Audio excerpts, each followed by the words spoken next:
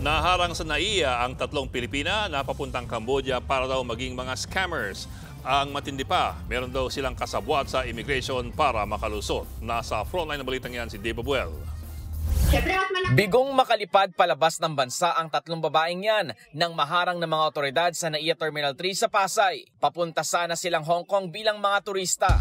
Pero napag-alamang nakalusot sa immigration counter ang tatlo nang walang departure stamp ang mga pasaporte. Meron namang stamp ang kanilang mga boarding pass pero tila sinadyang labuan ito. Tingin ng NBI, kasabwat nila ang immigration officer na nagpalusot sa kanila sa counter. Meron lang sa departure sa boarding pass pero na-smudge. Pero maski gano'n nangyari, meron kasing anti-fraud section ng Bureau of Immigration Kaya na-identify pa rin nila na yung number. Nakitaan pa ang dalawa sa kanila ng tila mapa kung saan nakaistasyon ang sinasabing kasabwat nilang immigration officer.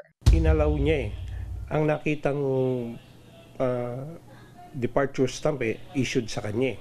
Nung nag-check kami, parang naka-out na ata Kasi parang pang umaga. Meron din silang ipinakita mga overseas employment certificate pero napag-alamang peke ito. Sa investigasyon ng NBI, sa Cambodia talaga ang kanilang destinasyon para magtrabaho sa scam farms. Nasa kustodiya na ng NBI ang tatlo na maharap sa reklamong usage of falsified documents. Pinaghahanap naman na ang immigration officer na maharap sa reklamong paglabag sa Cybercrime Prevention Act of 2012 at Anti-Trafficking in Persons Act. Nagbabalita mula sa Frontline, Dave Abuel, News 5. Mga kapatid, Ed Lingaw po, maging maalam at may pakialam sa mga napapanahong balita sa ating bansa.